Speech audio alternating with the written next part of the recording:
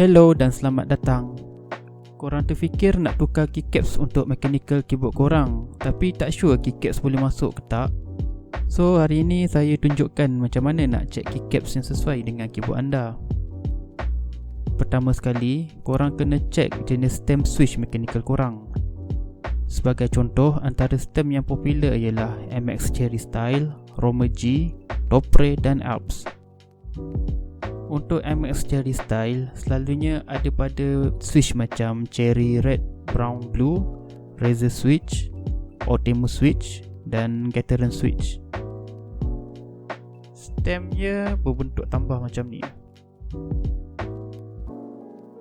So kalau nak cari keycaps, pastikan slot dia bentuk macam ni.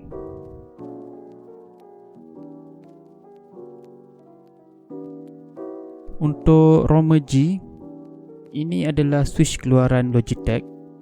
Yang guna Romer G hanya boleh guna Romer G keycap sajalah. Bentuk dia macam ni. Kalau nak banding dengan MX Cherry Style, dia kurang sikit option dia lah kalau nak banding dengan MX Cherry tu. Dan seterusnya Topre switches.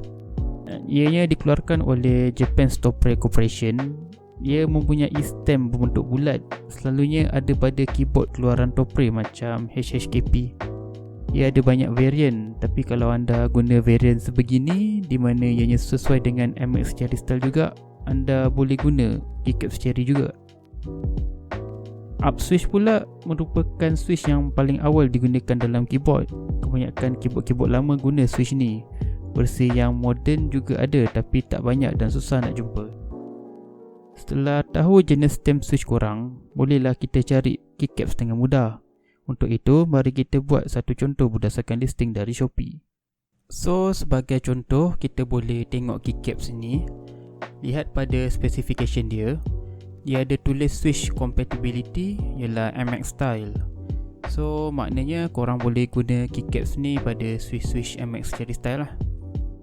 So, kesimpulannya, jikalau anda guna mechanical switch jenis MX Cherry, basically anda tak perlu risau sebab jenis ni paling banyak keycaps dalam pasaran.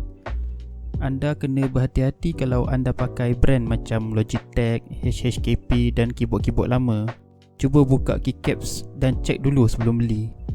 Dan kalau anda betul-betul tak pasti juga, cara yang paling senang ialah anda PM je seller keycaps tu dan tanya boleh masuk ke tak keycaps ni dalam model keyboard anda. So, itu saja untuk video kali ini. Terima kasih kerana menonton dan silakan like, share dan subscribe channel ni. Bye bye.